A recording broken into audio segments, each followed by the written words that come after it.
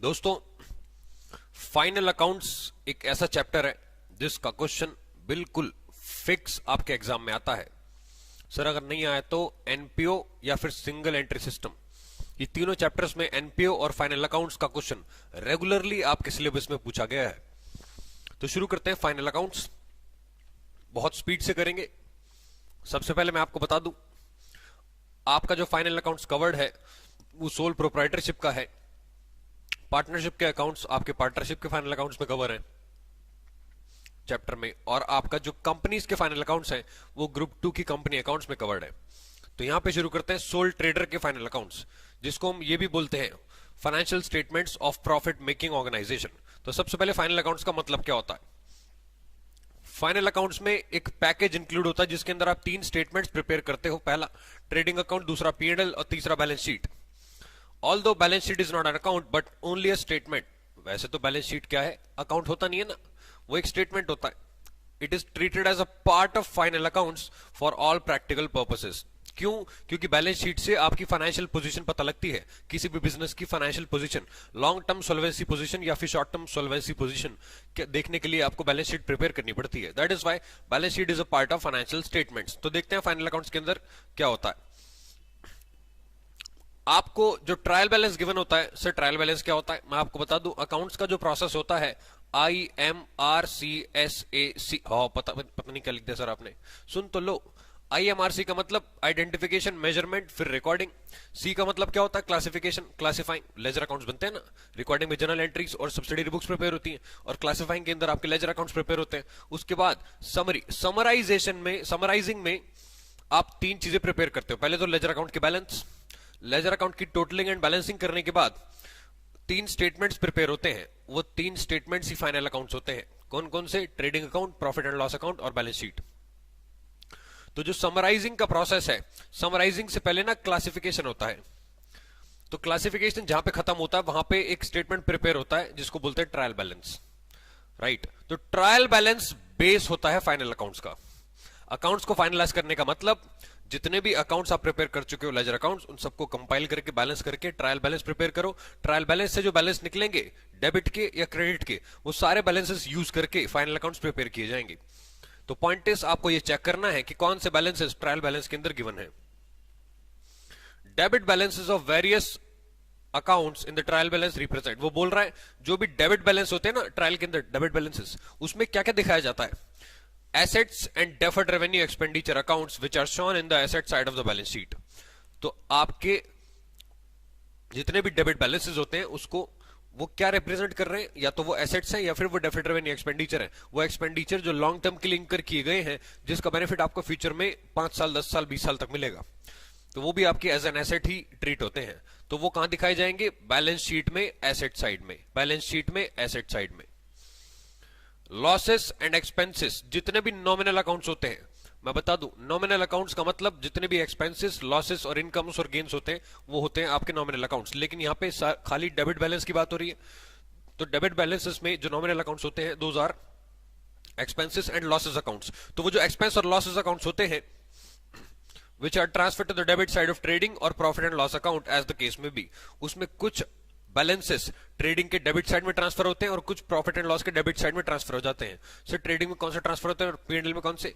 Trading के अंदर direct expenses transfer होते हैं और प्रॉफिट एंड लॉस अकाउंट के अंदर इनडायरेक्ट एक्सपेंसेस ट्रांसफर होते हैं। और आपके नॉन कैश एक्सपेंस और आपके जो लॉसेज होते हैं वो सारे प्रॉफिट एंड लॉस के डेबिट साइड में ट्रांसफर होते हैं, जबकि ट्रेडिंग के अंदर खाली डायरेक्ट एक्सपेंसेस ट्रांसफर होते हैं। अब आते हैं क्रेडिट बैलेंसेस पे। ट्रायल बैलेंस के अंदर जो भी क्रेडिट बैलेंस होगी, जिनका बैलेंस क्रेडिट साइड में दिखा रखा होगा, वो क्रेडिट बैलेंसेस क्या शो करते हैं? कैपिटल लायबिलिटीज या फिर प्रोविजंस, ठीक है, कैपिटल लायबिलिटीज या फिर प्रोविजंस एंड रिजर्व्स, ये सारे आपके क्रेडिट बैलेंस होते हैं। ये बैलेंस शीट में कहां दिखाए जाएंगे? लायबिलिटी साइड में। अगला रेवेन्यू आइटम्स। क्रेडिट बैलेंस में एक और क्रेडिट बैलेंस होते हैं जिसको रेवेन्यू या फिर इनकम आइटम्स बोलते हैं। इनकम और गेन्स, प्रॉफिट, जितने भी मैक्सिमम पॉसिबिलिटी हो सकती है। तो रेवेन्यू और गेन्स जो भी आपके नॉमिनल अकाउंट्स होते हैं वो आपके ट्रेडिंग या फिर प्रॉफिट एंड लॉस के क्रेडिट साइड में ट्रांसफर होते हैं। दोस्तों मैं आपको बता दूं, ट्रेडिंग के क्रेडिट साइड में ज्यादा आइटम नहीं होते। सेल होती है, और कमीशन होता है। बस सर कमीशन तो पीएनएल में जाता है, सुन तो लो, अगर कमीशन एक डायरेक्ट इनकम है तो वो ट्रेडिंग के क्रेडिट साइड में जाएगी, अदरवाइज वो प्रॉफिट एंड लॉस के क्रेडिट साइड में जाएगी। ठीक है, तो बची कुछ जो इनकम होती है वो सारी प्रॉफिट एंड लॉस के क्रेडिट साइड में ट्रांसफर होती है। It may be clarified that trading and PNL account is simply one account which is usually divided into two sections. The first section is called trading account, second is PNL account. वो कह रहा है trading and PNL एक साथ बनाया जाता है, trading and profit and loss account जो है एक साथ बनता है, जहां पे ट्रेडिंग खत्म होता है वहीं से पीएनएल स्टार्ट होता है, तो वो एक ही पार्ट है, बट उसे एक पार्ट के दो सेक्शन है, पहला ट्रेडिंग अकाउंट का सेक्शन और दूसरा प्रॉफिट एंड लॉस अकाउंट का सेक्शन। पहले सेक्शन से ग्रॉस प्रॉफिट या ग्रॉस लॉस निकलता है जो कि ट्रांसफर होता है प्रॉफिट एंड लॉस के ऑपोजिट साइड में। It is headed as trading and profit and loss account for the year.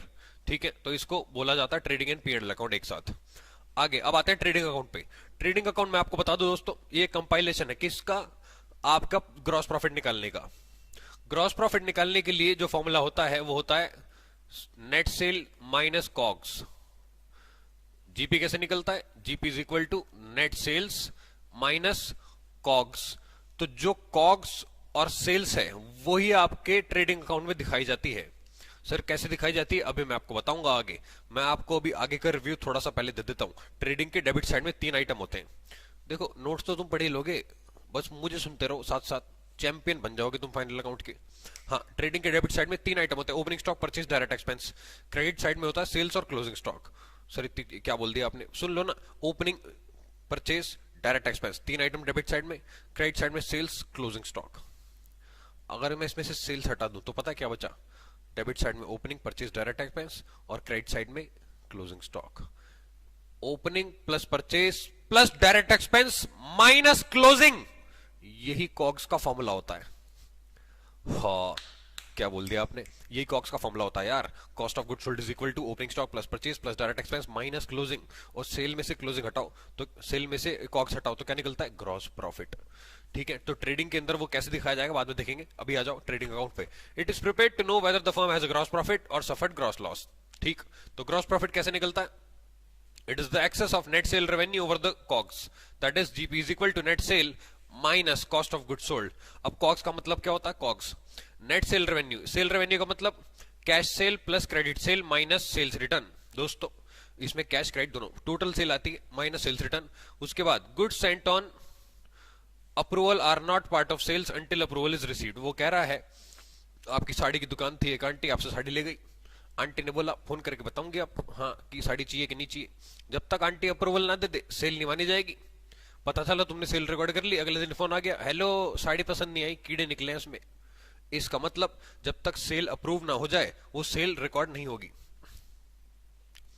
COGS, COGS मैं आपको बता चुका हूं, opening stock plus net purchase minus stock at the and और प्लस डायरेक्ट एक्सपेंस। वो direct expense बाद में ऐड हो रहा है, लेकिन वो opening plus purchase plus direct expense minus closing, बात तो एक ही है। आगे नेट परचेज कैसे निकलती, cash purchase plus credit purchase minus purchase return. ठीक, आगे अब cost of goods available for sale. दोस्तों इसकी जरूरत नहीं है।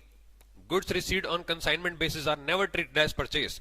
वो बोल रहा है आप कंसाइनी हो, किसी कंसाइनर ने आपको माल भेजा बेचने के लिए, अब आप क्या कर रहे हो, माल बेच रहे हो, अपना नहीं, किसका, दूसरे का। क्या वो आपका माल है?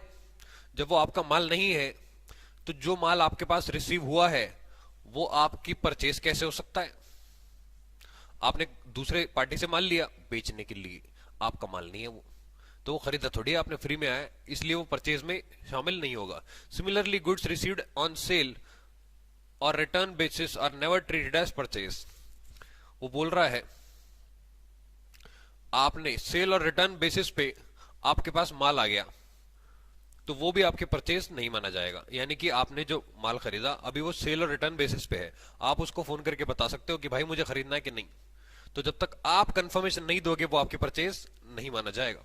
Trading account is prepared before the preparation of PNL account for the following reasons. वो कह रहा है कि पीएनएल से पहले ट्रेडिंग अकाउंट बनाया जाता है। ठीक है, इसमें एक ही रीजन मुझे आपको बताना है, एक ही रीजन कि उससे ग्रॉस प्रॉफिट निकाला जाता है।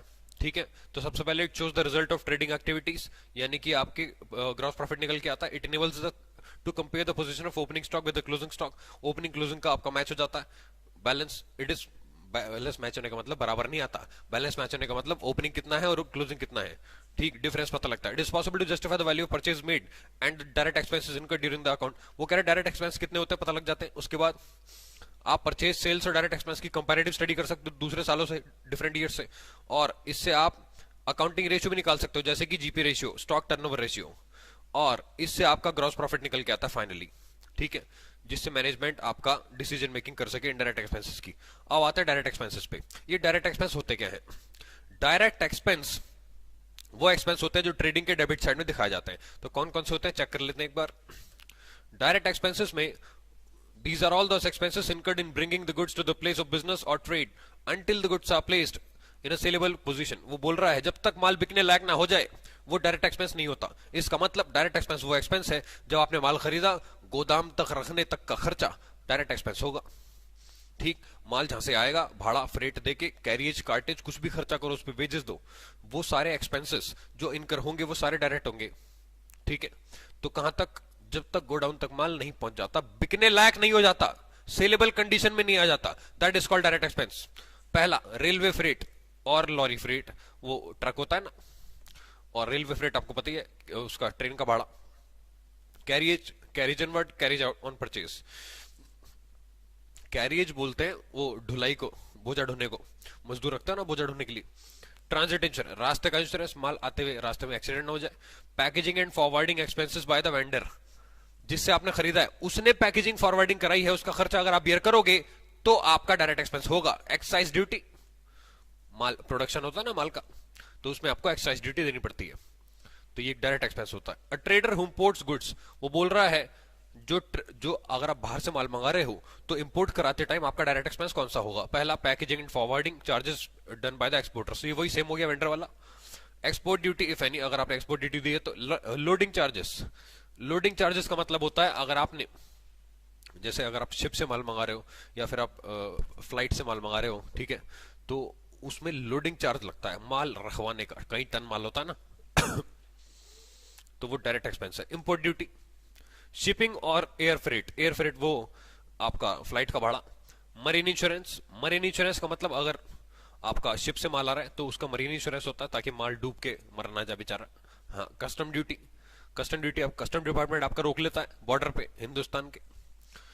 क्लियरिंग चार्जेस, यही है आपके क्लियरिंग चार्ज लगते हैं वहां पे, माल क्लियर करने की जो कॉस्ट होती है।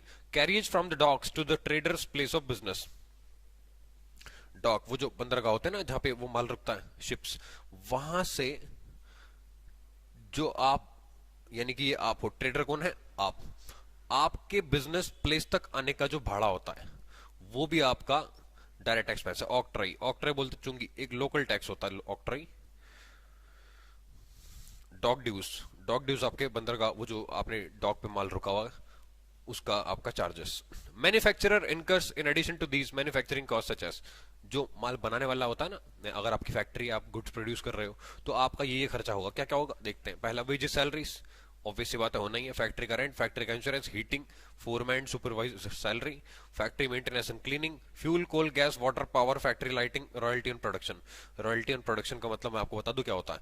अगर आप एक पब्लिशर हो, किताब छाप रहे हो, किसकी, किसी ऑथर की, मान लो institute of cost accountants of India की, ठीक। Institute of cost accountants of India कह रहा है तुम जितनी किताब छापोगे उतना हम रॉयल्टी लेंगे। तो जो रॉयल्टी आप institute of cost accounts of India को दोगे वो रॉयल्टी ऑन प्रोडक्शन है, तो जब प्रोडक्शन पे रॉयल्टी पे होती है तो वो डायरेक्ट एक्सपेंस होता है। The trading account is debited with, तो ट्रेडिंग अकाउंट में डेबिट आइटम में क्या क्या आएगा? मैंने आपको बताए थे 3 item, opening stock, net purchase और डायरेक्ट एक्सपेंस। डायरेक्ट एक्सपेंस कौन से होते हैं? ऊपर पढ़ लिया आपने कौन से होते हैं। And is credited with 2 items, sales और closing stock, stock at the end. ये जो स्टॉक एट द एंड है, क्लोजिंग स्टॉक, इसके 2 ट्रीटमेंट होते हैं। एक डायलॉग याद रखना जिंदगी में फाइनल अकाउंट्स करते टाइम, जो ट्रायल के अंदर, हेलो हेलो, जो ट्रायल के अंदर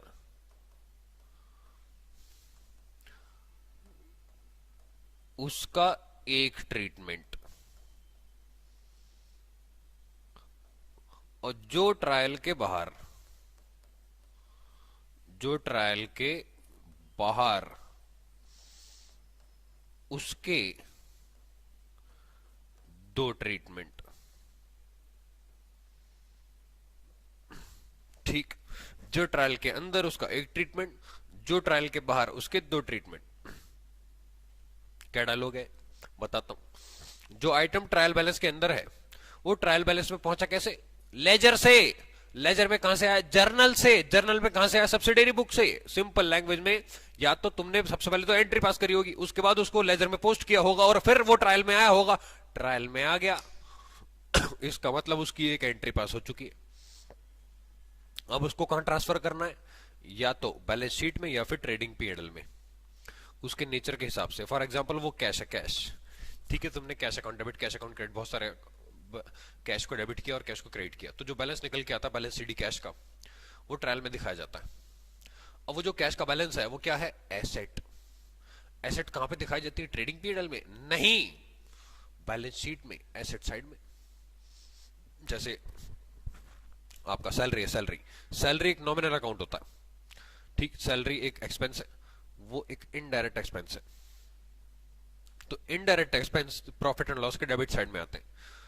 तो वो जो सैलरी है अगर वो ट्रायल के अंदर है, इसका मतलब उसकी एंट्री पास हो चुकी है, तो वो कहां दिखाएंगे? प्रॉफिट एंड लॉस के डेबिट साइड में, एक ही जगह। तो जो ट्रायल के बाहर है वो आपकी एडजस्टमेंट्स होती हैं, ठीक है, जो ट्रायल के बाहर होती है उनको हम एडजस्टमेंट्स बोलते हैं। वो एडजस्टमेंट्स क्या होती हैं आगे देखेंगे। एडजस्टमेंट्स वाला सेशन, एडजस्टमेंट वाला जो, क्या बोल दिया, मेरी जुबान लड़खड़ गई, सॉरी, एडजस्टमेंट वाला जो आइटम है वो आपको आगे मिलेगा। Closing stock. क्लोजिंग स्टॉक देखते हैं क्या होता है। मैंने आपको बताया था जो ट्रायल के बाहर वो दो जगह, जो ट्रायल के अंदर वो एक जगह। It is generally given at the foot of the trial balance, but if it is given in the trial balance, it will not be shown in the credit side of trading account because it is already deducted from the net purchases. वो बोल रहा है closing stock वैसे तो trial के बाहर होता है, अब क्योंकि ये बाहर होता है तो दो जगह जाएगा। क्लोजिंग स्टॉक आपका वो स्टॉक है जो बिका नहीं है, तो ये कॉस्ट में शामिल कैसे कर ले? जब ये लगा ही नहीं तो जब ये बिका नहीं है तो इसको ट्रेडिंग में क्रेडिट कर दिया जाता है एक्सपेंस को कैंसिल करने के लिए, क्योंकि ये कॉस्ट ऑफ गुड सोल्ड नहीं होता। कॉस्ट ऑफ गुड सोल्ड का फॉर्मूला क्या होता है? COGS opening stock plus purchase plus direct expense minus closing. Minus closing क्यों हो रहा है? क्योंकि वो बिका नहीं है। तो इसको ट्रेडिंग के क्रेडिट साइड में दिखाते हैं और बैलेंस शीट में एसेट साइड में। लेकिन अगर ये ट्रायल के अंदर है, इसका मतलब ये ऑलरेडी परचेज में एडजस्ट हो चुका है, क्योंकि इसकी एडजस्टमेंट की एंट्री होती है closing stock account debit. Asset पैदा कर दी तुमने टू परचेज, परचेज रिड्यूस हो जाएंगी। It means purchases have been adjusted, hence it will not be it will be shown only in the asset side of balance sheet. तो इसको खाली कहां दिखाएंगे? Asset side of balance sheet में, ठीक। आगे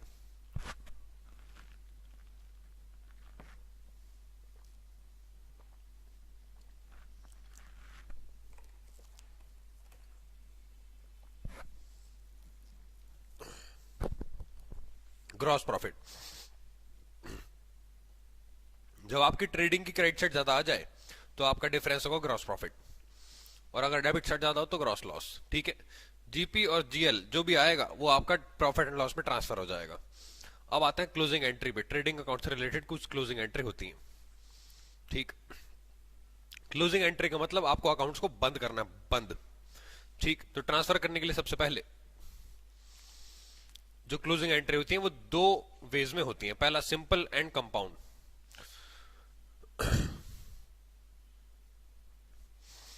जैसे कि यहां पे आपको दे रखा है sales account debit to trading account. Sale का नेचर क्या होता है? क्रेडिट, लेकिन सेल को खत्म करने के लिए क्या करेंगे? डेबिट। सेल इनकम होती है ना, इनकम। और पूरे ब्रह्मांड में आप जानते हो, अताल लोक, पताल लोक, ब्रह्मलोक, यज्ञ लोक, स्वर्ग लोक, नरक लोक, हर जगह दो आइटम होते हैं जो डेबिट साइड में पैदा होते हैं, एसेट्स और एक्सपेंसेस। और तीन आइटम होते हैं जो क्रेडिट साइड में पैदा होते हैं, एलआईसी, जिंदगी के साथ भी और जिंदगी के बाद भी। मजाक कर रहा हूं, हाँ, ये लायबिलिटी, इनकम और कैपिटल है। लायबिलिटी, इनकम और कैपिटल। तो यहां पे जो सेल होता है वो क्या होता है? आपकी इनकम, ठीक। कौन से साइड में पैदा होती है? क्रेडिट साइड में। लेकिन खत्म करने के लिए क्या करेंगे? डेबिट। सेल डेबिट टू आपका ट्रेडिंग, ट्रेडिंग के क्रेडिट साइड में ट्रांसफर हो जाएगा। अब ऐसे ही आपका वेजेस है, वेजेस एक्सपेंस होता है, डायरेक्ट एक्सपेंस होता है। एक्सपेंस डेबिट साइड में पैदा होता है, लेकिन इसको खत्म करने के लिए क्या करेंगे? Credit, trading account debit to wages account, ठीक। अब कंपाउंड एंट्री देखते हैं। कंपाउंड एंट्री में क्या होता है? यहाँ पे सारे आइटम एक साथ आ जाएंगे बस। तो ट्रेडिंग के डेबिट साइड में दो तीन आइटम आते हैं, आपको पता है, ओपनिंग स्टॉक, परचेस और आपके डायरेक्ट एक्सपेंस। इसमें सेल्स रिटर्न भी आता है। सेल, वैसे सेल में से सेल रिटर्न माइनस होता है, लेकिन वो आएगा तो ट्रेडिंग के डेबिट में ना। तो to sales return account, trading account debit, to opening stock, purchase, sales return और आपके डायरेक्ट एक्सपेंसेस। क्लोजिंग आइटम्स के लिए, क्रेडिट साइड वाले आइटम्स के लिए, जो क्रेडिट वाले आइटम्स है वो सारे डेबिट टू ट्रेडिंग, ठीक। और आपका जीपी निकल के आएगा जो कि gross profit, profit and loss में ट्रांसफर होता है। तो कैसे ट्रांसफर होगा? ट्रेडिंग अकाउंट डेबिट, ये तब आएगा जब आपकी क्रेडिट साइड ज्यादा हो जाएगी डेबिट साइड से। तो जो क्रेडिट साइड ज्यादा है, एक्सेस बैलेंस, उसको खत्म करने के लिए डेबिट करेंगे to profit and loss account, profit and loss account को क्रेडिट कर देंगे। ये है आपकी ग्रॉस प्रॉफिट को ट्रांसफर करने की एंट्री। ग्रॉस लॉस की एंट्री रिवर्स हो जाएगी। तो एक बार ट्रेडिंग अकाउंट का फॉर्मेट देखते हैं, ट्रेडिंग अकाउंट में क्या क्या आता है। ट्रेडिंग अकाउंट का format for the year ending on 31 मार्च 2000, जो भी दे रखा होगा आपके क्वेश्चन के अंदर, ठीक। तो ट्रेडिंग के डेबिट साइड में सबसे पहला item opening stock. Opening stock में तीनों आइटम, कुछ भी हो सकता है, raw material, work in progress, finish goods. उसके बाद परचेज लेस परचेज रिटर्न, मैंने आपको बताया था, आपको नेट परचेज आती है यहाँ पे। नेट परचेज निकालने के लिए परचेज में से परचेज रिटर्न या फिर रिटर्न आउटवर्ड माइनस करेंगे। उसके बाद एक्सपेंसेस इनकर्ड इन एक्वायरिंग और bringing the goods to the business, यानी कि डायरेक्ट एक्सपेंस की बात कर रहा है, फालतू में लिखा, पता नहीं क्या क्या लिखा है। हाँ, अरे सीधा बोलता direct expense, freight, carriage, carriage inward और carriage on purchase, import duty, cleaning charges, dock duty, excise duty हो गया। फैक्ट्री एक्सपेंसेस भी इसके अंदर आते हैं, जैसे कि lighting, heating, rent, rates, insurance, fuel, wages और आपका मोटिव, पावर, गैस, इलेक्ट्रिसिटी। इसके अलावा consumption of stores, royalty on production, ये आपके सारे डायरेक्ट एक्सपेंस होते हैं जो ट्रेडिंग के डेबिट साइड में आते हैं। मैक्सिमम पॉसिबिलिटी लिखी हुई है। अब क्रेडिट साइड में आ जाओ। क्रेडिट साइड में आपको होता है दो ही आइटम होते हैं। दो आइटम कौन कौन से? सेल्स और closing stock. Sales less sales return या फिर रिटर्न इनवर्ड, ये और स्टॉक एट द एंड, जिसको हम क्लोजिंग स्टॉक कहते हैं। क्लोजिंग स्टॉक में आपका raw material, work in progress, finish goods, तीनों आइटम्स आ जाएंगे। अब अगर आपकी क्रेडिट साइड ज्यादा आती है, क्रेडिट साइड ज्यादा आती है, तो क्या निकल के आएगा डेबिट साइड में? Gross profit. हो जा भाई क्लिक। हाँ, तो डेबिट साइड में क्या निकल के आएगा बताओ? नीचे ही नहीं हो रहा यार। तो ओहो आंटी नीचे हो जा। हाँ, तो क्या निकल के आएगा? Gross profit. ये ट्रांसफर हो जाएगा आपका प्रॉफिट एंड लॉस अकाउंट में। और क्रेडिट साइड में अगर डेबिट साइड ज्यादा हुई तो आपका ग्रॉस लॉस निकल के आएगा। If the credit side of total amount exceeds the debit side total, this is gross profit, and debit side exceeds तो आपका ग्रॉस लॉस। ओके, आगे या तो ग्रॉस प्रॉफिट होगा, आइदर ग्रॉस प्रॉफिट और ग्रॉस लॉस, और दोनों एक साथ नहीं हो सकते बस। The words to and by in the debit and credit sides respectively are not used these days. आज के टाइम पे टू और बाय को नमस्ते कर दो, लगाने की जरूरत ही नहीं है। हाँ, फालतू में लगाते हैं हम। Summary of the foregoing procedure in respect of P&L account is given as under. वो बोल रहा है। अब आते हैं अगले अकाउंट पे, जिसको बोलते हैं प्रॉफिट एंड लॉस अकाउंट। पानी पी लूं? हाँ।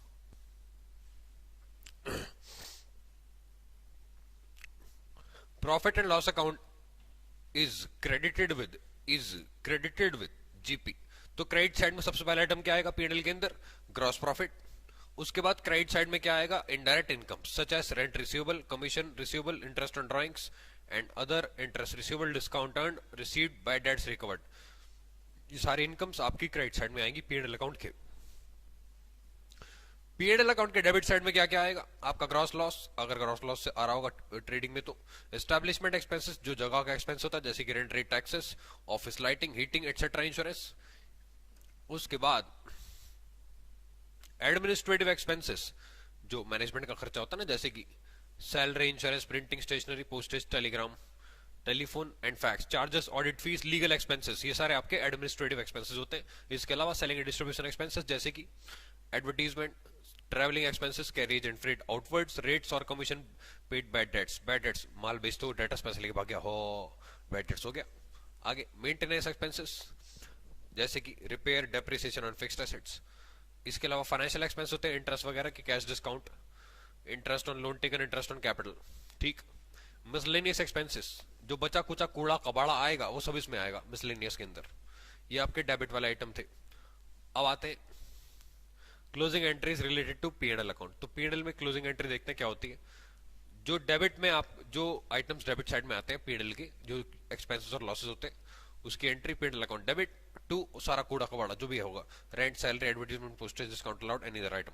उसके अलावा क्रेडिट वाले आइटम्स पे क्या होता है, पीएनएल क्रेडिट हो जाएगा, तो प्रॉफिट एंड लॉस क्रेडिट होगा, डेबिट में क्या आएगा, discount received, interest received account और टू पीएनएल अकाउंट।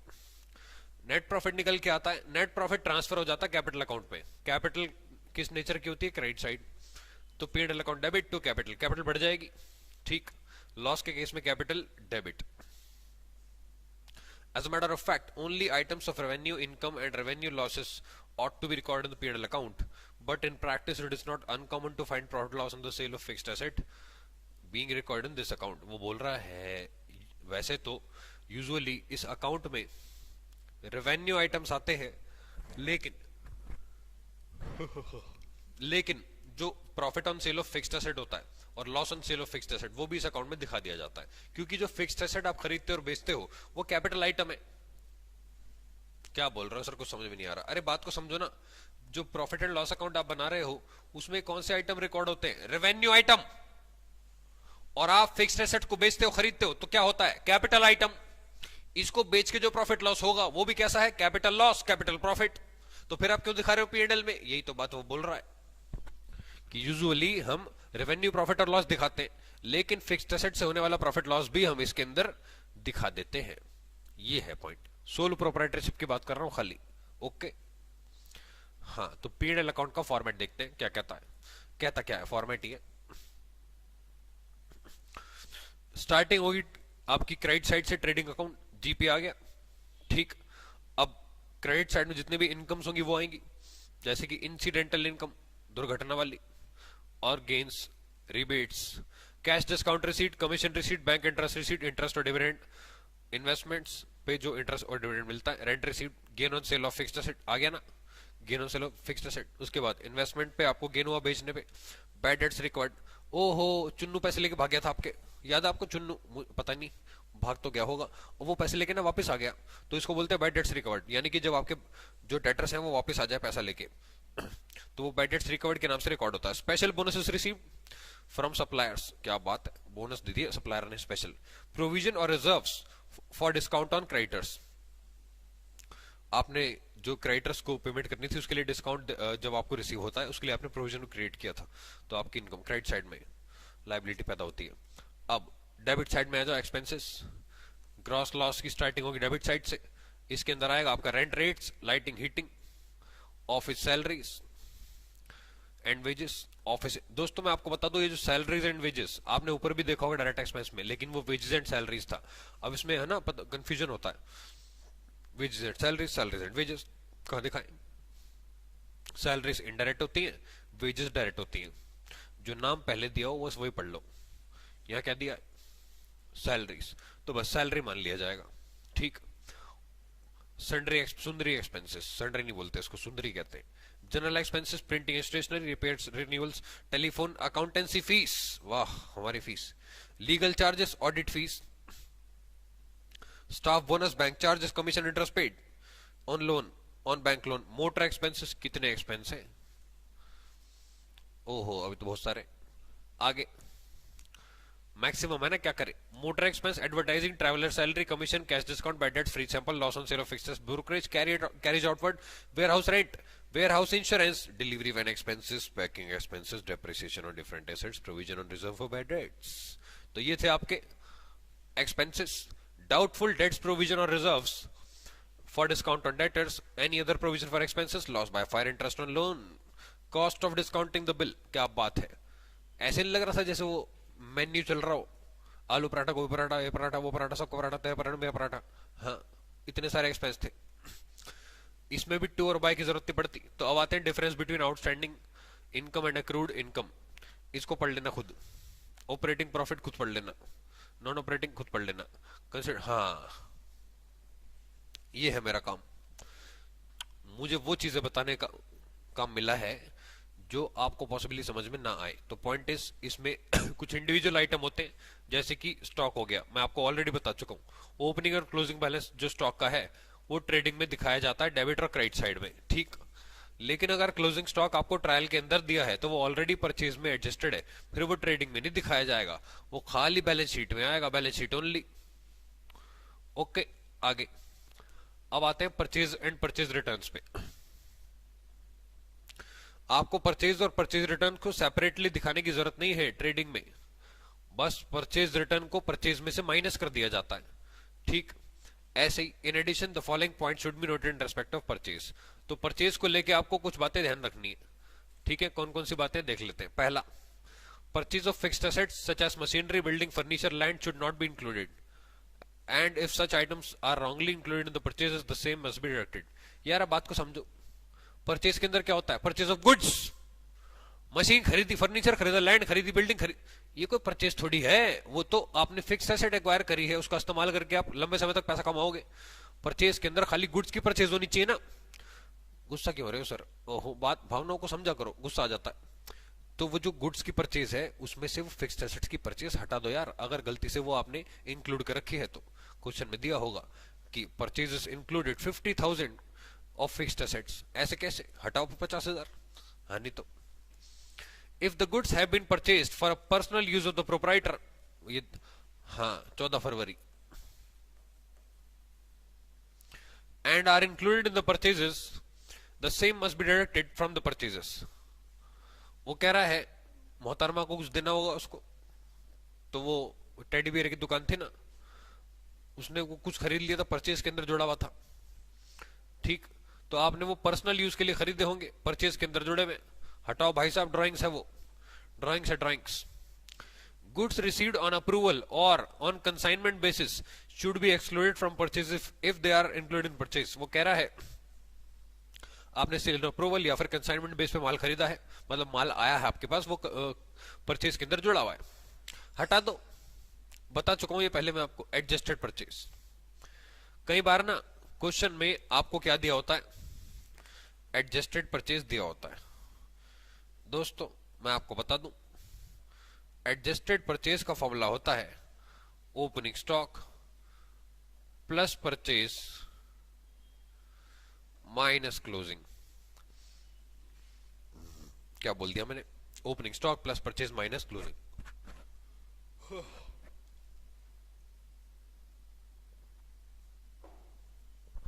इसका मतलब जब आप ट्रेडिंग अकाउंट बनाओगे तो ट्रेडिंग के डेबिट साइड में opening plus purchase plus direct expense 3 item आते हैं ना, अब नहीं आएंगे उसमें। डायरेक्ट नेट वो एडजस्टेड परचेज आएगा, क्योंकि एडजस्टेड परचेज के अंदर ओपनिंग और परचेज ऑलरेडी है। सर क्लोजिंग भी तो माइनस हो रखा है, तो क्लोजिंग भी नहीं दिखाएंगे क्रेडिट साइड में। एडजस्टेड परचेज डाल दो डेबिट में सीधा, और इसके अंदर बस डायरेक्ट एक्सपेंस आएगा और क्रेडिट में आपकी सेल आएगी और कुछ नहीं आएगा। Sales and returns. अच्छा, अब सेल की बात आ गई, परचेज तो हो गया कंप्लीट। तो सेल के बारे में क्या कहता है देखो, from the total sales of goods should be deducted as sales return and only net sale should be shown on the credit side of the trading account. तो वही है बात, सेम। सेल और सेल्स रिटर्न आपको अलग अलग नहीं दिखाने, आपको सेल्स में से सेल्स रिटर्न या फिर return outward, sales return return inward होता है, हाँ, सेल्स से में से सेल्स रिटर्न माइनस कर देने, या फिर रिटर्न आउटवर्ड, फिर आउटवर्ड बोल दिया मैंने, रिटर्न इनवर्ड माइनस कर देने आपको। Goods sold on approval basis should be included in the sales. वो बोल रहा है should not be included in the sales. अगर आपने अप्रूवल बेसिस पे वही आंटी को साड़ी दे रखी है, तो आंटी कह रही है अभी बताऊंगी मैं, 5 दिन पहन के देखूंगी, मस्त लग रही है, शादी में हो गया होंगी एक बार, फिर बताऊंगी अच्छे लगे कि नहीं, लोगों ने तारीफ करी कि नहीं।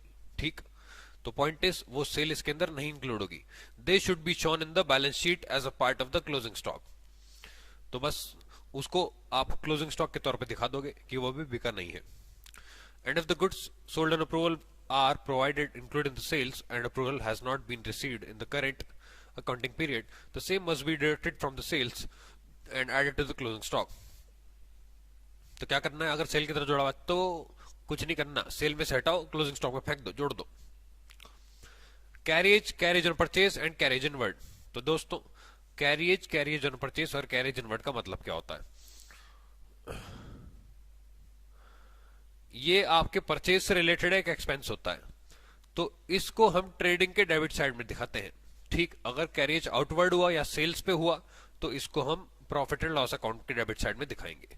अब आते हैं freight. Freight usually direct expense होता है, तो उसको आपको ट्रेडिंग में दिखाना है। ठीक है, लेकिन अगर आपने फ्रेट किसी एसेट पे दी है, जैसे कि फर्नीचर, प्लांट एंड मशीनरी को बनाने में, तो भाई साहब उसको उस एसेट में ही डेबिट किया जाएगा, उस एसेट की कॉस्ट में जोड़ दिया जाएगा। वो फिर वो नॉर्मल फ्रेट नहीं है, रेवेन्यू एक्सपेंडिचर नहीं है, कैपिटल एक्सपेंडिचर हो जाएगा। Dock dues and clearing charges. तो dock dues and clearing charges क्या होता है? ये आपके जब आप गुड्स इंपोर्ट करते हो फॉरेन कंट्री से तब का एक्सपेंस है, डायरेक्ट एक्सपेंस होता है, ट्रेडिंग में डेबिट होगा। हाँ तो ठीक है, लेकिन माल बेचते टाइम, एक्सपोर्ट करते टाइम ये आपका प्रॉफिट एंड लॉस में जाएगा, क्योंकि ये इनडायरेक्ट हो जाएगा। Work in progress. Work in progress क्या करना है देखते हैं। This item represents partly finished goods, opening balance should be debited to trading and at the end is credited to trading and then shown on the asset side balance sheet. Simple है, opening stock आपका debit में आएगा trading के, closing credit में आएगा trading के, और उसका जो क्लोजिंग बैलेंस है ट्रेडिंग के क्रेडिट में तो आएगा ही, साथ साथ बैलेंस शीट में एसेट साइड में भी दिखाया जाएगा नॉर्मल स्टॉक की तरह, नॉर्मल स्टॉक का तरह ही इसका ट्रीटमेंट होगा। सिंपल। रॉयल्टी।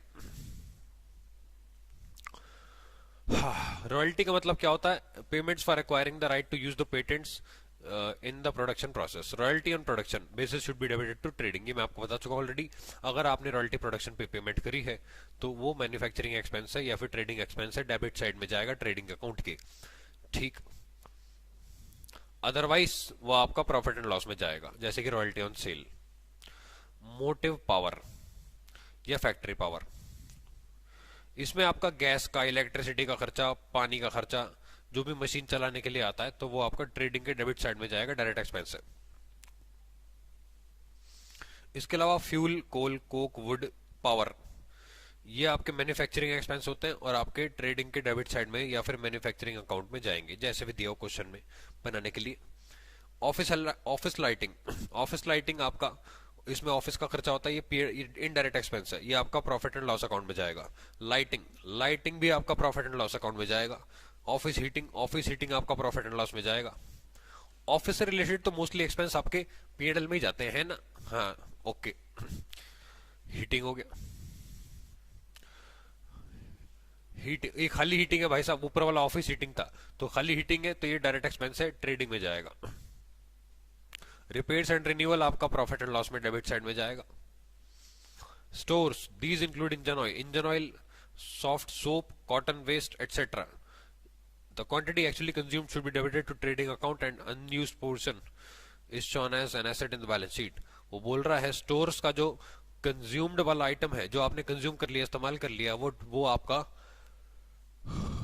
ट्रेडिंग के डेबिट साइड में जाएगा, और उसका जो अनयूज्ड पोर्शन है, क्लोजिंग बैलेंस, वो एसेट साइड में बैलेंस शीट में दिखाया जाएगा।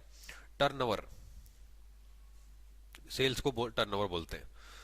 ट्रेड डिस्काउंट को तो पहले तो रिकॉर्ड ही नहीं किया जाता, ठीक है, लेकिन परचेज में से माइनस करके दिखाया जाएगा, अगर वो परचेज के अंदर ट्रेड डिस्काउंट माइनस नहीं हो रखा है तो। वेजेस एंड सैलरीज, ये दोनों आइटम आपके ट्रेडिंग के डेबिट साइड में दिखाए जाएंगे। ठीक। अब अगर ये कंबाइन कर दिया जाता है सैलरी के साथ, तो पॉइंट इज, अगर वर्ड आ रहा है वेजेस एंड सैलरीज तो ट्रेडिंग में जाएगा, सैलरीज एंड वेजेस है तो पीएनएल में जाएगा। However, if there is no production activity, the absence of plant and machinery item in the examination problem, the distinction is meaningless and item wages and salaries will be debited to P&L account। बात तो सही कह रहा है भी। वो कह रहा है अगर आपको क्वेश्चन ने मेंशन किया हुआ है कि भाई कोई प्रोडक्शन नहीं होता और वेजेस एंड सैलरीज दे दी, तो वो सारी मजदूरी और सैलरी तो ऑफिस वालों को दी होगी, तो फिर क्या बात का डायरेक्ट एक्सपेंस सारा पीएनएल में जाएगा। ठीक। इनकम टैक्स, मैं आपको बता दूं, ये ड्राइंग्स में जाएगा, ये ड्राइंग अकाउंट होता है यार। इनकम टैक्स पर्सनल है, इनकम टैक्स प्रोप्राइटर का खुद का पर्सनल टैक्स है, क्योंकि बिजनेस जो वो कर रहा है उस पे तो पीजीबी पे लगना चाहिए ना, बिजनेस टैक्स। तो point is, payment of income tax is not related to business and represents a personal expense of the proprietor and is therefore added to the drawings account. ठीक। आगे, sales tax collected and paid. तो अगला item है आपका sales tax collected and paid. Sales tax जब आप customer से collect करते हो तो यार वो आपकी इनकम थोड़ी है, वो सरकार को देना आपको। तो point is, for example 5 lakh की सेल दे रखी ट्रायल बैलेंस के अंदर, जिसके अंदर 25,000 का सेल्स टैक्स जोड़ा हुआ है, तो आपकी नेट सेल कितनी हुई? 4,75,000। ये 4,75,000 नेट सेल आपकी शो होगी ट्रेडिंग अकाउंट के क्रेडिट साइड में, ठीक, 5 लाख में से 25,000 हटा के। अब मान लो आपका जो 25,000 का जो सेल्स टैक्स पेबल था उसमें से आप ऑलरेडी सरकार को पेमेंट कर चुके हो 20,000 रुपए की। 20,000 is also given in the trial balance. 25,000 का जो टैक्स आपने कस्टमर से कलेक्ट किया था, 5 लाख की सेल थी, 25,000 का टैक्स कलेक्ट किया था, तो सेल्स टैक्स हटा के जो सेल थी वो 4,75,000 थी, वो आपने सेल्स दिखा दी ट्रेडिंग के क्रेडिट साइड में। अब वो जो 25,000 का सेल्स टैक्स था उसमें से 20,000 आप ऑलरेडी सरकार को पे कर चुके हो, गवर्नमेंट को पे कर चुके हो, वो ट्रायल बैलेंस के डेबिट साइड, वो ट्रायल बैलेंस के डेबिट साइड में आपको दिखा रखा है। तो पॉइंट इस 25,000 के टैक्स में से आप 20,000 का टैक्स दे चुके हो, अभी भी कितना टैक्स देकर पे करना बाकी है? 5,000। तो sales tax payable 25 minus paid 20 will be shown in the liability side. Balance sheet में किसमें आएगा? लायबिलिटी साइड में। उसके बाद sales tax paid by the firm, वो बोल रहा है अगर आप माल खरीदते हो on goods bought would be debited to PNL, direct आपका ये एक्सपेंस हो जाएगा, प्रॉफिट लॉस में debit. Loose tools, loose tools का ओपनिंग बैलेंस आपको गिवन होता है ट्रायल के अंदर, और जो बैलेंस एट द एंड है वो आपको एडजस्टमेंट में दिया होता है, ठीक। तो वो जो ओपनिंग एंड क्लोजिंग का डिफरेंस है वो आपने यूज कर लिया होगा। मान लो ओपनिंग बैलेंस 10,000 है, एंड में जो बचा हुआ बैलेंस है लूज टूल्स का वो 2,000 है, 10 माइनस 2 8,000 आपने कंज्यूम कर लिया है, वो आपका एक्सपेंस है, प्रॉफिट एंड लॉस में डेबिट हो जाएगा, ठीक। ये रहा written off as loss on revaluation in the debit side of profit and loss account, और वो जो क्लोजिंग बैलेंस है उसको आपको बैलेंस शीट में भी दिखाना पड़ेगा। ऑक्ट्रॉय, ऑक्ट्रॉय में आपको बता चुका हूं एक टोल टैक्स होता है, ठीक है, levied at the gate of a city और articles bought in the form from other cities. दूसरी सिटी से आप माल खरीदते हो, ऑक्ट्रॉय लगता है। तो ये as it is a tax on purchase, it is direct expense, तो आपका ट्रेडिंग में डेबिट हो जाएगा। गले में थोड़ा प्रॉब्लम होने के कारण मैं थोड़ा धीरे बोल रहा हूँ, अदरवाइज तो आप जानते ही अपन बापू चिल्लाने में। पैकेजिंग चार्जेस और packaging materials, when the goods can not be sold without a proper packaging, वो बोल रहा है आप गुड्स को चमकाए बिना बेच नहीं सकते। When the goods cannot be sold without a proper packaging or container, such packaging or container forms part of the finished product। वो बोल रहा है बिना पैकिंग के वो बिक ही नहीं पाएगा, तो फिर तो वो गुड्स का पार्ट हो गया, प्रोडक्शन में आ गया। For example fruit juice can not be sold without packaging और इंक विदाउट बॉटल। इंक को आप कैसे बेचोगे? हाथों में ले लो। और जूस कैसे बेचोगे? लो मुंह खोल पिचकारी मार के आपको मुंह में डालेगा जूस, वो पैकेजिंग टेट्रा पैक आएगा ना उसका। These types of packaging constitute direct expenses and thus charged to trading account. But in the packaging expense, अगर आप पैकेजिंग एक्सपेंस कर रहे हो उसको अट्रैक्टिव दिखाने के लिए, फैंसी पैकेजिंग फॉर सेल और dispatch to customer, such expenses are charge to PNL account, फिर तो वो जो पैकिंग एक्सपेंस है वो पीएनएल में चार्ज होगा, इनडायरेक्ट एक्सपेंस हो जाएगा। ड्यूटी ऑन परचेज आपका डायरेक्ट एक्सपेंस है, ट्रेडिंग में जाएगा, डेबिट में। चैरिटी, चैरिटी आपने या तो कैश में दी होगी या फिर आपने किसी गुड्स बांट दिए होंगे, इनडायरेक्ट एक्सपेंस है, ये आपका प्रॉफिट एंड लॉस में डेबिट साइड में चार्ज होगा। कुछ भी दिया हो, कैसे भी दिया हो, किसी पर्पस के लिए दिया हो। Life insurance premium, life insurance premium उसका पर्सनल एक्सपेंस होता है प्रोपराइटर का, तो इसलिए ये आपका ड्राइंग्स माना जाएगा। Employees insurance scheme, employee any contribution made by the proprietor is a part of the salary of the employee and hence is to be debited to P&L। वो कह रहा है एम्प्लॉय इंश्योरेंस स्कीम में आपने जो employ है ना उसको कंट्रीब्यूट किया, तो वो आपका एम्प्लॉय की सैलरी जो होती है इनडायरेक्ट होती है, तो उसका कंट्रीब्यूशन भी इनडायरेक्ट हो जाएगा। इसके बाद bonus in kind and cash, bonus बांट दिया आपने तो ये आपका P&L में चार्ज हो जाएगा क्योंकि ये सैलरी के साथ दिया जाता है। इंटरेस्ट ऑन कैपिटल दोस्तों मैं आपको बता दूं, ये ओनर है, ये उसका बिजनेस है, और यहाँ पे पार्टी हो रही है ना। डायलॉग सुनने वाले थे तुम बेकार। सुनो, ओनर ने बिजनेस में पैसा लगाया, अब वो अपने बिजनेस से क्या मांग रहा है? Interest on capital. क्यों सर? मान लो वो सेपरेट एंटिटी, मान क्या लो होता ही है बिजनेस एंटिटी कॉन्सेप्ट के according, every business and businessman are separate from each other, they themselves they both have a different identity। तो पॉइंट इज, ओनर कह रहा है सुन वे बिजनेस, जरा मैंने तेरे अंदर पैसे लगाए, ये पैसा मैं किसी और को देता, मुझे क्या मिलता? इंटरेस्ट। अब तू भी मुझे क्या दे? इंटरेस्ट। बिजनेस की तरफ से खर्चा होगा और मालिक के मजे आएंगे। मालिक के मजे आने का मतलब उसकी कैपिटल बढ़ जाएगी। तो बिजनेस का जो एक्सपेंस है वो प्रॉफिट एंड लॉस में जाता है, और कैपिटल बढ़ेगी तो कैपिटल में ऐड हो जाएगा। तो इंटरेस्ट ऑन कैपिटल का ट्रीटमेंट क्या होगा? It is a financial expense should be debited to the profit and loss account of sole trader, और कैपिटल में ऐड भी होगा। ठीक, अब आते हैं बैलेंस शीट पे। यहां तक था आपका profit and loss account. Balance sheet मैंने आपको दो फॉर्म्स में दे रखी है, एक है फॉर्म ऑफ लिक्विडिटी और एक है फॉर्म ऑफ परमानेंस। एग्जाम में एज सच कुछ बताता नहीं है कि कैसे बनानी है, तो आप कैसे भी बना सकते हो।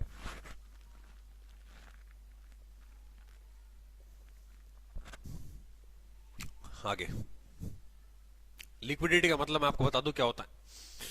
लिक्विडिटी बोलते हैं जो स्मॉल एसेट्स होती हैं वहां से स्टार्टिंग करके बिग एसेट्स तक, जो कैश में लेट कन्वर्ट होती हैं, जो ऑलरेडी कैश में कन्वर्टेड है या फिर कैश में जल्दी कन्वर्ट हो सकती हैं, उसको बोलते हैं लिक्विड एसेट्स। और जो कैश में लेट कन्वर्ट होती हैं वो होती हैं आपकी फिक्स्ड एसेट्स या फिर नॉन करंट एसेट्स। ठीक, तो यहाँ पे लिक्विडिटी की फॉर्म में देखते हैं, सबसे पहले आएंगी current assets. Cash in hand, cash at bank, ये तो होता ही है लिक्विड। बिल्स रिसीवेबल भी लिक्विड में जल्दी कन्वर्ट होता है। सन्ड्री डेटर्स, उसके बाद फिर प्रीपेड एक्सपेंस। दोस्तों यहां से मामला गर्म होना चालू हो जाता है। प्रीपेड एक्सपेंस कैश में कन्वर्ट हो ही नहीं सकते, बट फिर भी उसको करंट एसेट माना जाता है। Accrued income, short term investments, stock in hand. सबसे कम liquid stock in hand current asset होती है। क्यों? आपकी मान लो टेडी बियर की दुकान है, या फिर आप बाल काटते हो, ना ही हो आप हेयर सैलून चलाते हो, यू आर बार्बर। स्टॉक तो आपके पास है नहीं, या फिर आपको शेविंग क्रीम बेचनी है, तो आप किसी कस्टमर को जबरदस्ती पकड़ो, बाल काट दोगे उसके, ला भी पैसे चाहिए मुझे, ऐसा थोड़ी होगा। तो point is stock in hand सबसे लेट कन्वर्ट होता है। इसके बाद कन्वर्ट होती है लॉन्ग टर्म इन्वेस्टमेंट्स, उसको बेचने में टाइम लगता है, हफ्ते लगते हैं। फिक्स्ड एसेट्स, ये तो होते ही मुश्किल से कन्वर्ट है। Loose tools, furniture and fittings, motor vehicle, plant and machinery, land and building, और आपका ट्रेडमार्क, कॉपीराइट, गुडविल, पेटेंट्स। अब इधर आ जाओ लायबिलिटी साइड पे। लायबिलिटी साइड में देखते हैं आपको क्या दे रखा है। सबसे पहले शॉर्ट टर्म वाली liabilities, current liability, short term loans, bank loan, bank overdraft, bills payable, creditors, outstanding expense, income received in advance. उसके बाद आपकी fix liability, mortgage loan, fixed deposit, capital, current और एडजस्टमेंट्स स्टार्ट करते हैं आपकी। तो जो मोस्टली एडजस्टमेंट्स आपके क्वेश्चन में कवर हो सकती हैं, जो आ सकती है एग्जाम में, वो देखते हैं कौन कौन सी होती है। पहली closing stock, stock at the and.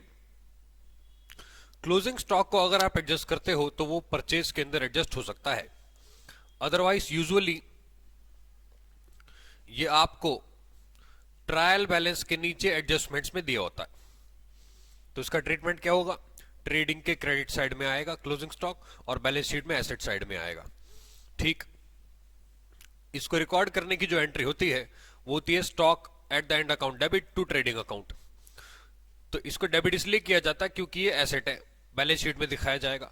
और ट्रेडिंग क्रेडिट इसलिए की गई है कि जो cost of goods available for cell है उसको आपको कम करना है, क्योंकि वो सारा माल नहीं बिका। क्योंकि ग्रॉस प्रॉफिट निकालने के लिए cost of goods sold minus किया जाता है सेल में से, ना कि cost of goods available for cell.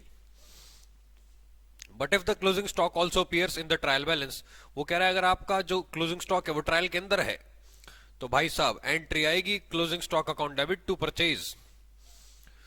ठीक, ये हो चुकी होगी एंट्री, क्योंकि वो ट्रायल के अंदर है तो एंट्री ये हो चुकी है। अब आपको क्या करना है? बस आपको इसको बैलेंस शीट में एसेट साइड में दिखाना है, सिंपल। ये था आपका स्टॉक का ट्रीटमेंट। दूसरा आउटस्टैंडिंग एक्सपेंस, इसको रिकॉर्ड करने की जो एंट्री होती है वो होती है expense account debit to outstanding expense. Expense account debit क्यों हुआ? क्योंकि साल के एंड में ये एक्सपेंस ड्यू हो गया था लेकिन पेमेंट नहीं करी, तो ड्यू होने पे एक्सपेंस डेबिट हो जाता है, लेकिन पेमेंट नहीं करी तो कैश क्रेडिट नहीं हो सकता, एक लायबिलिटी पैदा होगी टू आउटस्टैंडिंग एक्सपेंस। क्योंकि ये लायबिलिटी है, ये लायबिलिटी बैलेंस शीट में जाएगी और आपने एक्सपेंस डेबिट कर दिया है, तो जो ट्रेडिंग एंड पीएनएल अकाउंट में आप एक्सपेंस दिखा रहे होंगे उस एक्सपेंस में ये एक्सपेंस जोड़ दिया जाएगा। फॉर एग्जांपल अगर मान लो ये वेजेस होता तो आप एंट्री के पास करते wages account debit to outstanding wages. ठीक, तो वेजेस ट्रेडिंग के डेबिट साइड में जो वेजेस आप दिखा रहे थे उसके अंदर ये वाली वेजेस आउटस्टैंडिंग वाली जुड़ जाती। अगर ये सैलरी होता तो पीएनएल में आप सैलरी देखा डेबिट साइड में, तो सैलरी के अंदर ये सैलरी जोड़ दी जाती जो आउटस्टैंडिंग है, और बैलेंस शीट में लायबिलिटी साइड में भी आएगा आउटस्टैंडिंग सैलरी।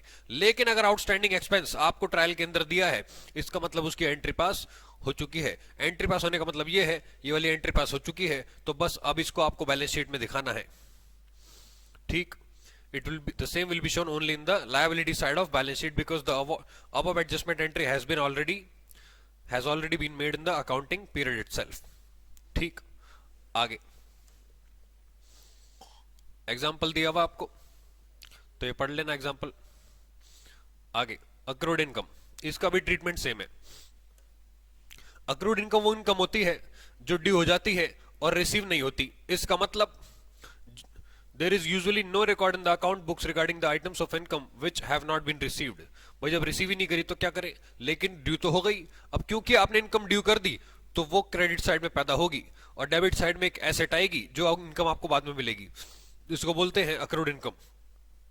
तो अक्रूड इनकम या फिर receivable account debit to income. For example commission receive था, वो मिला नहीं, तो रिकॉर्ड करने की एंट्री आएगी accrued commission account debit to commission received account. ठीक, ये commission received profit and loss में क्रेडिट साइड में आता है, और वो जो कमीशन रिसीव आपको हो चुका है उसमें जो कमीशन रिसीव नहीं हुआ वो जोड़ देंगे। तो आप पीएनएल में जब क्रेडिट साइड में दिखाओगे बाय कमीशन रिसीव्ड, तो उसमें अक्रूड कमीशन जुड़ जाएगा, भले ही आपको नहीं मिला, ड्यू तो उसी साल के लिए है ना। और ये जो अक्रूड कमीशन है जो आपको नहीं मिल पाया, ये बैलेंस शीट में एसेट साइड में दिखाया जाएगा। अगर अक्रूड कमीशन आपको ट्रायल के अंदर दिया हो, इसका मतलब ऊपर वाली एंट्री पास हो चुकी है, आप ऑलरेडी कमीशन क्रेडिट कर चुके थे, तो उसको दोबारा पीएनएल में जोड़ने की जरूरत नहीं है, वो डायरेक्टली बैलेंस शीट में एसेट साइड में जाएगा क्योंकि वो अभी तक रिसीव नहीं हुआ। ये था आपका अक्रूड कमीशन का ट्रीटमेंट। एग्जांपल पढ़ लेना। प्रीपेड एक्सपेंस, प्रीपेड एक्सपेंस का मतलब वो एक्सपेंस जिसकी पेमेंट आप कर चुके हो लेकिन उसका बेनिफिट आपको नहीं मिला। जब बेनिफिट नहीं मिला तो एक्सपेंस आपने पैदा कैसे कर दिया, तो अब आपको क्या करना है, उस एक्सपेंस को आपको खत्म करना है। ठीक, इसको एडजस्ट करने की एंट्री होती है प्रीपेड एक्सपेंस अकाउंट डेबिट। एक एसेट पैदा हो रही है जिसका बेनिफिट बाद में मिलेगा, और टू एक्सपेंस, आप अपने एक्सपेंस को रिड्यूस कर रहे हो क्योंकि वो इस ड्यूरेशन का एक्सपेंस नहीं है, इस साल का एक्सपेंस नहीं है, इस पीरियड का एक्सपेंस नहीं है, अगले साल का है, तो आपको इस एक्सपेंस को माइनस करना पड़ेगा। तो जब आप प्रॉफिट एंड लॉस अकाउंट में उसका ट्रीटमेंट दिखाओगे या ट्रेडिंग में दिखाओगे, तो उस एक्सपेंस में से जो रेलेवेंट एक्सपेंस होगा, जैसे कि वेजेस, सैलरीज, कुछ भी एडवांस आपने दिया है, उसमें से वो माइनस हो जाएगा। यूजुअली इंश्योरेंस प्रीमियम एडवांस पे किया जाता है। तो अगर ये प्रीपेड एक्सपेंस ट्रायल बैलेंस के अंदर है, तो इसका मतलब ये वाली एंट्री पास हो चुकी है, तो इसको आपको दोबारा माइनस नहीं करना, बस आपको इसको बैलेंस शीट में एसेट साइड में दिखा देना है। ठीक, ये था आपका प्रीपेड एक्सपेंस। अगला कहां गया,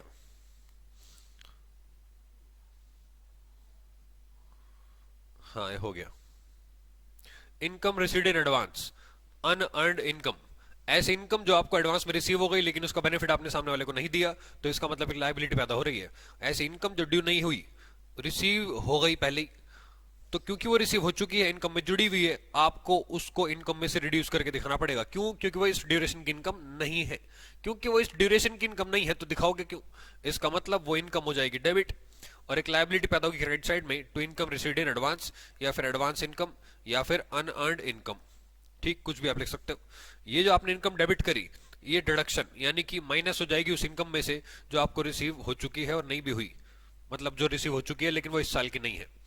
तो टोटल इनकम जो आपको दिखानी है पीएनएल में, वो दिखानी है जो सिर्फ इस ड्यूरेशन को बिलोंग करती है। और जो लायबिलिटी बना के आपने इनकम रिसीव्ड इन एडवांस पैदा किया है, ये बैलेंस शीट में लायबिलिटी में दिखाया जाएगा। अगर ये ट्रायल के अंदर दिया हुआ है आपको इनकम रिसीव्ड इन एडवांस, तो ये खाली बैलेंस शीट में लायबिलिटी में दिखाया जाएगा। इसका मतलब इसकी एंट्री पास हो चुकी है और वो डिडक्ट ऑलरेडी हो चुकी है।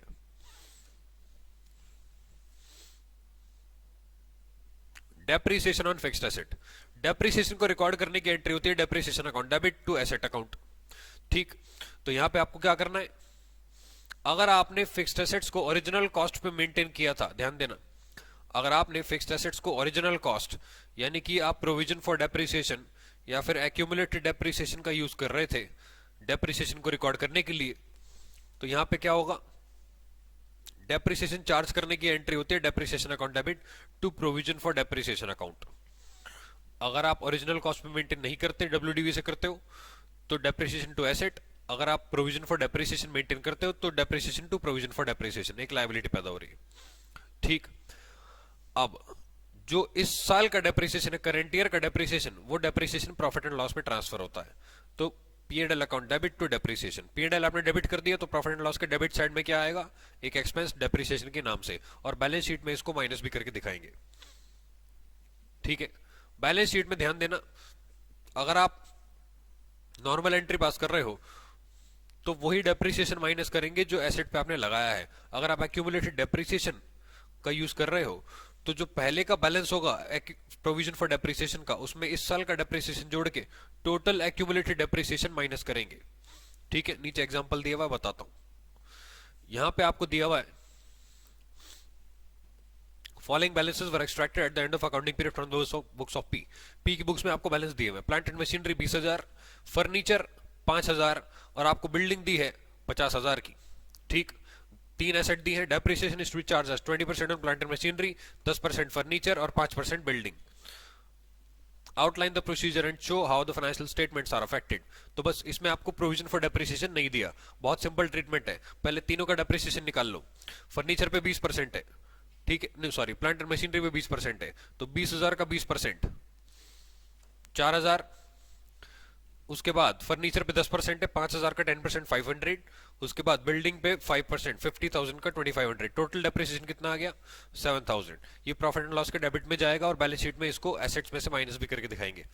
ठीक है, तो एंट्री आएगी depreciation account debit to plant and machinery to furniture to building, और ये टोटल डेप्रिसिएशन 7,000 का ट्रांसफर हो जाएगा प्रॉफिट एंड लॉस अकाउंट में।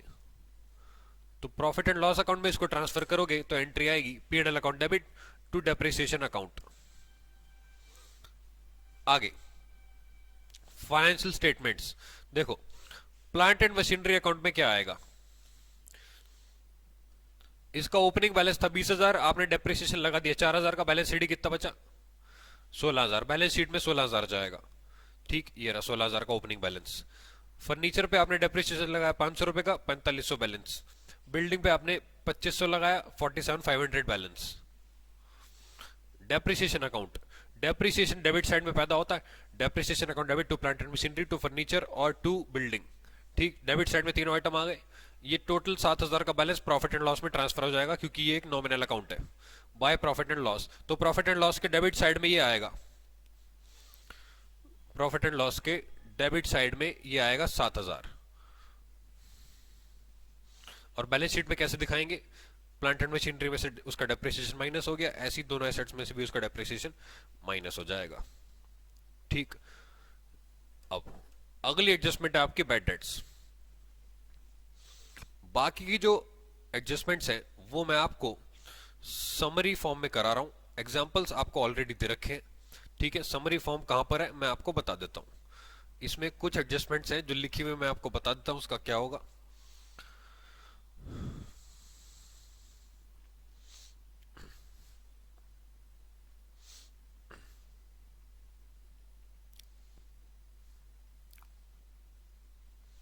ये रही समरी फॉर्म में एडजस्टमेंट्स। अब आप बोलोगे सर डिटेल में नहीं कराओगे, डिटेल में कराऊंगा बट इसके नेक्स्ट सेशन में, नेक्स्ट वीडियो में। ईयर एंड एडजस्टमेंट्स, पहली एडजस्टमेंट्स, पेन क्यों नहीं चल रहा, अच्छा मैंने रबड़ चूज कर रखी है। Closing stock, trading in pedal में इसका क्या ट्रीटमेंट होगा, ट्रेडिंग के क्रेडिट साइड में आएगा और बैलेंस शीट में एसेट साइड में। ठीक, उसके बाद आउटस्टैंडिंग एक्सपेंस, आउटस्टैंडिंग एक्सपेंस आपका एक्सपेंस में ऐड हो जाएगा और बैलेंस शीट में लायबिलिटी में आएगा। प्रीपेड एक्सपेंस, एक्सपेंस में से माइनस, एसेट साइड में आएगा। इनकम रिसीडेड एडवांस लायबिलिटी होता है, बैलेंस शीट में लायबिलिटी, और ये क्योंकि एडवांस में मिली है, इस साल की इनकम नहीं है तो इनकम में से माइनस हो जाएगी। अक्रूड इनकम, आपकी इनकम ड्यू हो चुकी है लेकिन रिसीव नहीं हुई, भले ही रिसीव नहीं हुई, इनकम तो है, ऐड कर दो इनकम में, और एसेट है तो बैलेंस शीट में जाएगा एसेट साइड में। बैड डेट्स आपका प्रॉफिट एंड लॉस में डेबिट साइड में आता है और बैलेंस शीट में डेटर्स में से minus. Provision for doubtful debts, provision for doubtful debts on debtors, यहां पे जो नया रिजर्व आप बनाते हो उसमें ऐड करेंगे पुराना रिजर्व। ठीक, मान लो आपको 500 रुपए का रिजर्व बनाना है, 400 का रिजर्व पहले पड़ा है, टोटल फिगर जो आएगी वो आएगी आपके P&L के डेबिट साइड में, लेकिन आपको चेक करना पड़ेगा कि जो पुराना प्रोविजन है वो ज्यादा तो नहीं पड़ा आपके पास, क्योंकि नया प्रोविजन जो आपको मेंटेन करना होता है वो नया प्रोविजन उसमें चेक किया जाता है कि बैड डेट्स एडजस्ट हुए हैं कि नहीं। मैं आपको बता दूं दोस्तों, अगली वीडियो में बैड डेट्स की एडजस्टमेंट मैं आपको डिटेल में कराऊंगा, अभी के लिए इतना समझ लो। रिजर्व को माइनस कर दिया जाएगा एसेट साइड में से। आगे, if the final figure is positive show on the debit side, positive आए तो डेबिट साइड में, नेगेटिव आए तो क्रेडिट साइड में जाएगा। नए में से पुराना रिजर्व माइनस करोगे तो। अब provision for discount on debtors, इसमें आपका नए रिजर्व में से पुराना माइनस होगा। अगर आंसर पॉजिटिव है तो डेबिट साइड में आएगा, नेगेटिव है तो क्रेडिट साइड में आएगा। और इसको डेटर्स में से माइनस भी किया जाएगा, आपका सेम ट्रीटमेंट है जो प्रोविजन फॉर डाउटफुल डेट्स का होता है। उसके बाद provision for discount on creditors, ये उल्टा है। क्रेडिटर्स के प्रोविजन के डिस्काउंट पे न्यू में से ओल्ड माइनस करो, पॉजिटिव आया तो क्रेडिट साइड में, नेगेटिव आया तो डेबिट साइड में, ठीक। और क्रेडिटर्स में से माइनस भी होगा। उसके बाद डेप्रिसिएशन आपको पता P&L में डेबिट होता है और एसेट में से माइनस। उसके बाद अगला item interest on investment and loans, ये आपकी इनकम है, ठीक। P&L में क्रेडिट साइड में आएगी और इन्वेस्टमेंट में ऐड हो जाएगी, या फिर लोन या फिर एसेट साइड में जो भी आपने लोन प्रोवाइड किया होगा उस पर ऐड हो जाएगी। अनइंश्योर्ड गुड्स लॉस्ट, माल बर्बाद हो गया, परचेज में से माइनस होगा, या फिर ट्रेडिंग के क्रेडिट में आएगा और P&L के डेबिट में भी आएगा। बस यही दो ट्रीटमेंट होंगे इसके। लॉस है ना, एक तो आपकी परचेज रिड्यूस हो गई और दूसरा आपका लॉस हो गया। लॉस P&L के डेबिट में आता है और आपका परचेज आपकी रिड्यूस हो जाएगी। Goods lost, insurance claim due, यहां ट्रीटमेंट समझना। जो पूरी की पूरी कॉस्ट है वो ट्रेडिंग में क्रेडिट हो जाएगी क्योंकि आपकी परचेज कम हो गई, ठीक। जितना क्लेम मिल गया उतना तो लॉस हुआ नहीं, उतना तो पैसा मिल जाएगा। जितना क्लेम नहीं मिला वो P&L में डेबिट होगा, और जो क्लेम मिल जाएगा वो आपके लिए एक एसेट है। Show insurance claim due on asset side. Goods given as sample, माल आपका चला गया, परचेज में से माइनस, और क्योंकि ये एक एक्सपेंस है डेबिट में आएगा P&L के। गुड्स टेकन बाय प्रोपराइटर, माल निकाल लिया प्रोपराइटर ने, परचेज में से माइनस, कहां गया, ये रहा। Cost on credit side of trading, या फिर और दूसरा कैपिटल में डेबिट, यानी कि कैपिटल में से भी minus.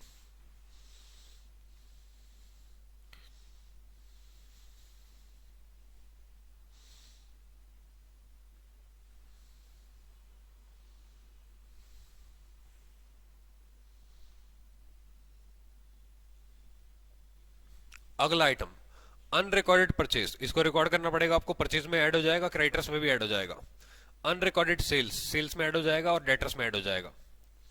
Capital expenditure treated as revenue, तो उसको रिवर्स करने के लिए आपको उस एक्सपेंस में से माइनस करना है जिसको आपने रेवेन्यू मान लिया है, जिसको आपने वो कैपिटल एक्सपेंस, जैसे कि आपने मशीन खरीदी, ठीक, उसको आपने परचेज मान लिया, गलत हो गया ना, परचेज में से माइनस हो जाएगा। ऐड टू एसेट, वापस एसेट में जोड़ दो।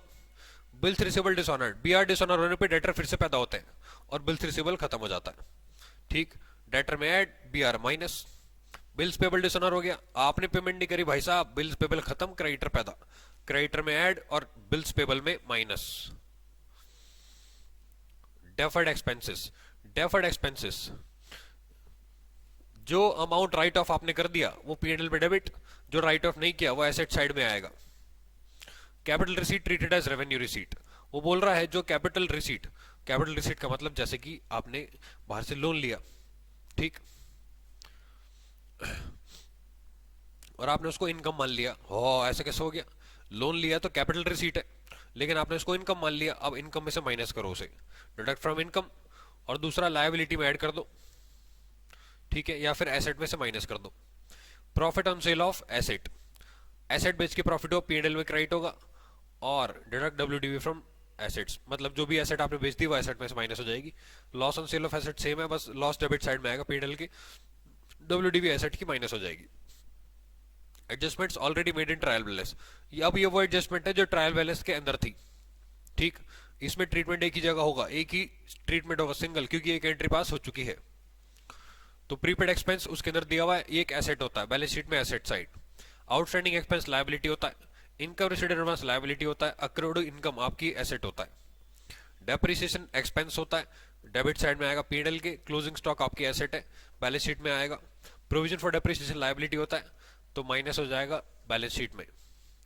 Hidden adjustments made in the trial balance, वो कह रहा है हिडन एडजस्टमेंट्स ये आपको दिखेंगी नहीं लेकिन होती हैं। कैसे होती है? जैसे कि rent paid including 500 for April, मार्च तक के अकाउंट्स बनते हैं, ठीक है। 500 रुपए अप्रैल के दे रखे हैं, एडवांस रेंट है, प्रीपेड रेंट, तो 500 रुपए रेंट पेड में से माइनस हो जाएगा और रेंट पेड प्रीपेड एक्सपेंस आपका एसेट साइड में आएगा। Rent paid up to Feb, ओ हो 2200 रुपए आपने दिए फरवरी तक, 11 महीने के, इसको 11 से डिवाइड करो, कितना आ रहा है? 200 रुपए इंटू 12, पूरे साल का रेंट कितना था? 2400, आपने दिए कितने? 2200, 200 रुपए अभी भी आउटस्टैंडिंग है, जोड़ दो क्योंकि पूरे साल का दिखाना है आपको। 200 रुपए रेंट पेड में ऐड हो जाएगा और 200 रुपए आउटस्टैंडिंग रेंट आपका लायबिलिटी में आएगा। Rent received up to Feb 3300, ये भी सेम है, इसको 11 से डिवाइड करो, 12 से मल्टीप्लाई करो, तो 3600 रुपए आ रहा है। 300 रुपए आपने अभी रिसीव नहीं किए तो जोड़ दो, रिसीव भले ही ना किए हो, और outstanding rent due on asset side में आएगा। Rent received including 200 for April, advance rent है, लायबिलिटी है, और आपका एडवांस इनकम माइनस हो जाएगी इनकम में से, रेंट रिसीव्ड में से। उसके बाद lease hold loan 5 lakh for 5 years from 1 अप्रैल 2003, आपने 5 साल का लोन ले रखा है, ठीक है, 5 लाख का लोन है, तो इसमें लीज होल्ड का मतलब पट्टे पे जो आप जमीन लेते हो, लोन लेते हो, कुछ भी पैसा लिया, वो 1-1 लाख का आपका राइट ऑफ होता रहेगा हर साल। 1 लाख पीएनएल में आएगा, बचा हुआ 4 लाख, बचा हुआ 4 लाख आपके एसेट साइड में आएगा। Loan from ABC 10,000, interest paid to ABC 5% at the rate 300। मुझे बताओ 10,000 का 5% कितना होता है? 500 रुपए, आपने कितना दिया? 300 रुपए, 200 रुपए आउटस्टैंडिंग है, 200 जोड़ दो और 200 आउटस्टैंडिंग है, लायबिलिटी में जाएगा। उसके बाद आखिरी मशीनरी डब्ल्यूडीवी 4,000, बेच दी 5400। हाँ, ऐसे कैसे हो सकता है? बताता हूं। वो कह रहा है जो 4,000 वाली मशीन है 5400 में बेच दी तो 1400 का प्रॉफिट हो गया, वो 1400 का प्रॉफिट पीएनएल में क्रेडिट हो जाएगा। और 4,000 वाली मशीन बेच दी, ठीक, तो वो मशीनरी के बैलेंस में से 4,000 उसका बुक वैल्यू माइनस हो जाएगी। मैं सारे एडजस्टमेंट्स डिटेल में कराऊंगा लेकिन नेक्स्ट वीडियो तक आपको रुका रहना पड़ेगा, ठीक। तो ठीक अगले दिन आपको वो वीडियो मिलेगी, तो उसमें हम करेंगे बची हुई एडजस्टमेंट्स डिटेल में। ये था summarization. Thank you very much.